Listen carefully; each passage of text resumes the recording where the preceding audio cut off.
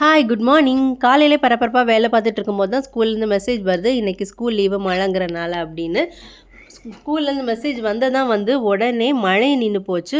அப்படியே நாளைக்கு நமக்கு திருக்கார்த்திகைக்காக வீடெல்லாம் நல்லா சுத்தம் பண்ணிக்கிட்டு நம்ம வீட்டில் நமக்கு எவ்வளோ தான் விளக்கு இருந்தாலும் திருக்கார்த்திகைக்கு நம்ம 2 விளக்காவது கடையிலேருந்து புதுசாக வாங்கியாகணும். வாங்கினீங்க அப்படின்னா அப்படியே யூஸ் பண்ணாதீங்க.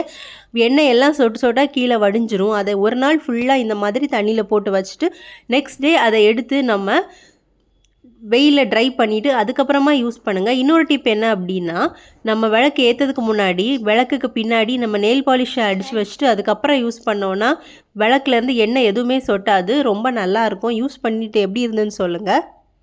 அட்லீஸ்ட் நம்ம 2 நெய் விளக்காவது ஏற்றி ஆகணும். நம்மளால் முடிஞ்ச அளவுக்கு நெய் எல்லா விளக்குக்குமே ஏற்ற முடியாது. அதனால் அட்லீஸ்ட் 2 விளக்கு நெய் விளக்காவது நம்ம திருக்கார்த்திகைக்கு ஏற்றி ஆகணும். 27 விளக்கு நம்ம கண்டிப்பாக ஏற்றணும். அது ஏன்னா நம்மளோட 27 நட்சத்திரத்தையும் குறிக்கிறதா சொல்லுவாங்க. திருக்கார்த்திகைக்கு எல்லாருமே 27 விளக்கு வீட்டில் கண்டிப்பாக ஏற்றுங்க. வீட்டுக்கு ரொம்பவே நல்லது. நாளைக்கு எல்லோரும் நல்லபடியாக திருக்கார்த்திகையை செலிப்ரேட் பண்ணுங்கள். தேங்க்யூ.